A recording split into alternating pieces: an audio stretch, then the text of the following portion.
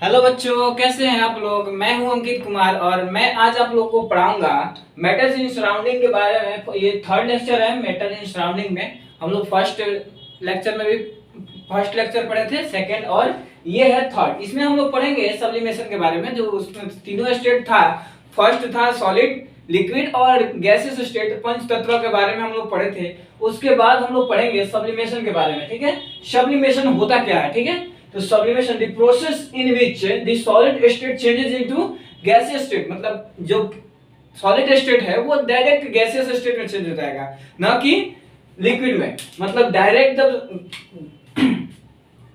Solid जो है वो डायरेक्ट लिक्विड में चेंज हो जाता है तो उसको हम लोग क्या बोलते हैं, सब्लिमेशन। गैस में चेंज हो जाता है तो उसको हम लोग बोलते हैं सब्लिमेशन। ठीक है, सॉलिड जो है वो गैसियस स्टेट में अगर चेंज होता है तो उसको हम लोग बोलते हैं sublimation. Without and goes liquid, liquid बिना लिक्विड बने हुए वो सीधे डायरेक्ट अगर गैस में कन्वर्ट हो जाता है तो उसको हम लोग बोलते हैं sublimation. Effect of change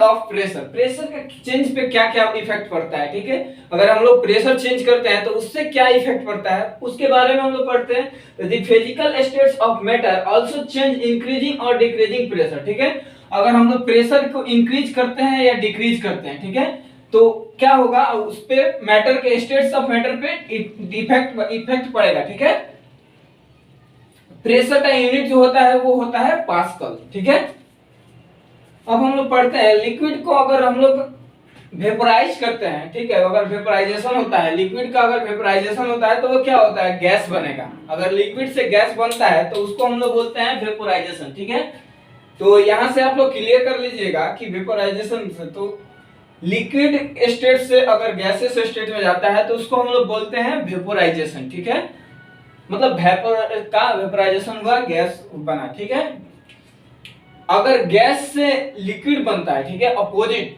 gas से अगर लिक्विड बनता है तो उसको हम लोग बोलते हैं कंडेंसेशन। ठीक है, अगर गैस से लिक्विड बनता है तो उसको हम लोग बोलेंगे कंडेंसेशन। यहां से डिफिनीशन क्लियर है, गैस से अगर लिक्विड बनता है तो कंडेंसेशन। ठीक है, अगर लिक्विड से गैस बनता है तो वेपोराइजेशन। ठीक है, सॉलिड से अगर गैस बनता है तो सब्लिमेशन होता है, या गैस से सॉलिड बनता है तो वो भी सब्लिमेशन होता है। ठीक है, अभी हम पढ़ाए आपको सब्लिमेशन। अब लिक्विड से सॉलिड होता है तो क्या बनेगा, उसको बोलते हैं सॉलिडिफिकेशन। ठीक है, अगर लिक्विड, कोई लिक्विड है उसको सॉलिड बनाना है, ठीक है, लिक्विड है सॉलिड बन गया तो वो क्या हुआ, सॉलिडिफिकेशन हो गया उसमें। लेकिन अगर सॉलिड है और उसको लिक्विड बनाना है तो वो उसमें किस प्रोसेस के थ्रू होता है, तो वो होता है फ्यूजन। ठीक है, अगर फ्यूजन हुआ तो मतलब सॉलिड जो है वो लिक्विड बना, लिक्विड। ठीक है, तो अगर कोई आपसे पूछे कि फ्यूजन किस में होता है तो सॉलिड जब लिक्विड में चेंज होता है तो उस समय क्या होता है, फ्यूजन। ठीक है, लेकिन अगर लिक्विड सॉलिड में चेंज होता है तो उस समय क्या होगा, सॉलिडिफिकेशन। ठीक है, इतना क्लियर हो गया। लिक्विड को अगर गैस में कन्वर्ट करते हैं, लिक्विड अगर गैस में कन्वर्ट होता है तो उसमें क्या होगा, उससे वेपोराइजेशन होगा। किस प्रोसेस से, तो वेपोराइजेशन से। ठीक है, अगर गैस लिक्विड में चेंज होता है तो किस प्रोसेस से चेंज होगा, कंडेंसेशन। ठीक है, इतना क्लियर है। सॉलिड जब गैस बनता है तो उसको हम लोग बोलते हैं सब्लिमेशन। ठीक है, लेकिन गैस अगर सॉलिड बनता है तो उसको हम लोग बोलते हैं, उसको भी हम लोग सब्लिमेशन ही बोलते हैं। ठीक है, तो आगे हम लोग पढ़ेंगे इवोपरेशन के बारे में। ठीक है,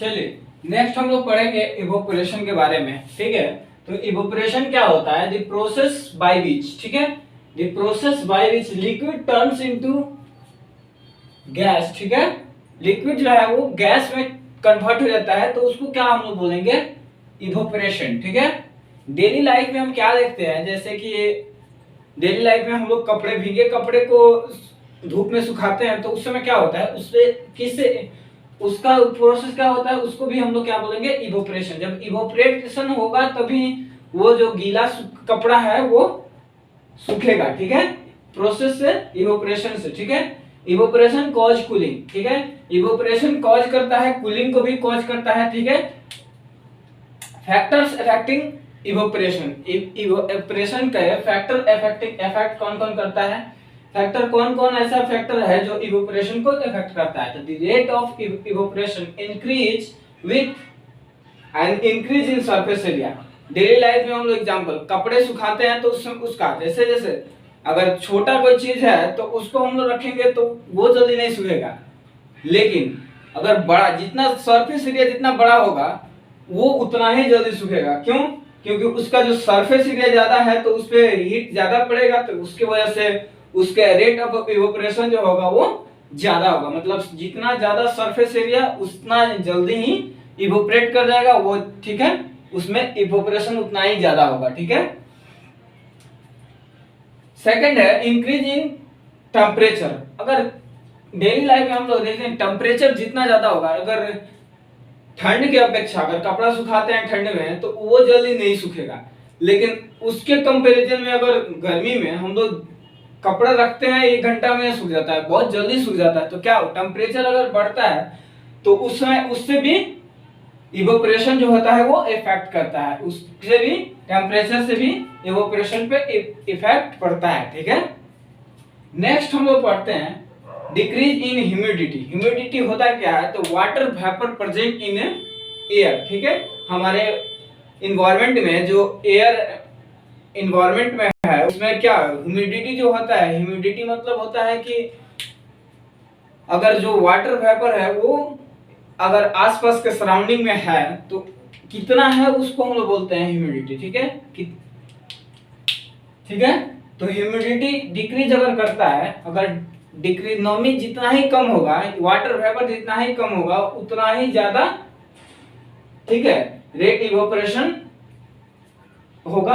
अगर नमी ज्यादा है, decrease humidity, the rate of evaporation increase. अगर इंक्रीज कब करेगा? जब ह्यूमिडिटी डिक्रीज करे। अगर ह्यूमिडिटी भी इंक्रीज कर जाता है तो रेट ऑफ इवोपोरेशन जो होगा वो डिक्रीज कर जाएगा। ठीक है, मतलब कम होगा।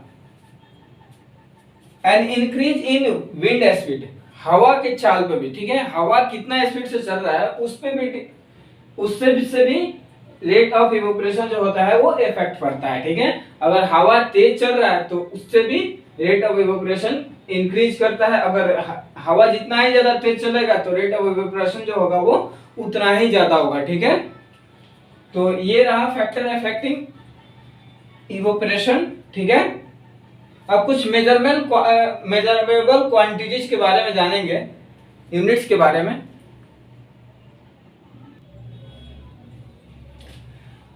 सब measurable quantities and their units. ठीक है, कुछ यूनिट्स है जो आप लोग के लिए ज्यादा जरूरी है, इंपॉर्टेंट यूनिट है, याद रखिएगा। ये आप लोग को क्वेश्चन बनाते वक्त ज्यादा जरूरत पड़ेगा इसका। ठीक है, तो उसके बारे में कुछ जानते हैं। तो सबसे पहले टेम्परेचर है। ठीक है, टेम्परेचर का यूनिट क्या होता है? टेम्परेचर का यूनिट होता है केल्विन। ठीक है, और इसका सिंबल क्या होता है? के। ठीक है, और हम आपको बात किए थे, हम बताए थे 0 डिग्री सी मतलब 0 degree Celsius is equal to 277.16 Kelvin. ठीक है, ये आपसे बताए थे। लेंथ का मीटर होता है यूनिट। ठीक है, और इसका सिंबल जो होता है वो एम होता है। ठीक, मास का किलोग्राम होता है यूनिट। ठीक है, और जो सिंबल होता है वो केजी होता है। ठीक है, तो 1 केजी जो होता है इज इक्वल टू 1000 ग्राम। ठीक है, आगे हम लोग पढ़ते हैं वेट। वेट का क्या होता है? वेट का न्यूटन होता है। ठीक है, वेट का जो यूनिट होता है वो न्यूटन होता है। तो अगर कोई पूछे कि वेट का मेजरमेंट क्या होगा, उसको हम लोग किस में नापेंगे? तो न्यूटन में। अगर कोई वैल्यू न्यूटन में दिया है तो वेट हो सकता है। ठीक है, वॉल्यूम जो होगा वो क्यूबिक मीटर में होगा। ठीक है, वॉल्यूम का यूनिट जो होता है वो क्यूबिक मीटर यानी m के पावर 3। ठीक है, सिंबल होता है। डेंसिटी जो होता है वो किलोग्राम पर क्यूबिक मीटर होता है। ठीक है, किलोग्राम पर क्यूबिक मीटर। ठीक है, केजी m के पावर 3 यानी m क्यूब। ठीक है, प्रेशर का क्या यूनिट होता है? पास्कल, और इसका सिंबल होता है pa। ठीक है, बाकी हम लोग पढ़ेंगे। ये आप लोग का चैप्टर नंबर 1 कंप्लीट। इसका क्वेश्चन आंसर का अलग से एक वीडियो बना के हम डाल देंगे, ठीक है। पढ़िए अच्छे से, और वीडियो अच्छी लगे तो आई होप आप लोग को समझ में आया। वीडियो अच्छी लगे तो लाइक कीजिएगा, शेयर कीजिए और कमेंट करना ना भूलिए, ठीक है। धन्यवाद।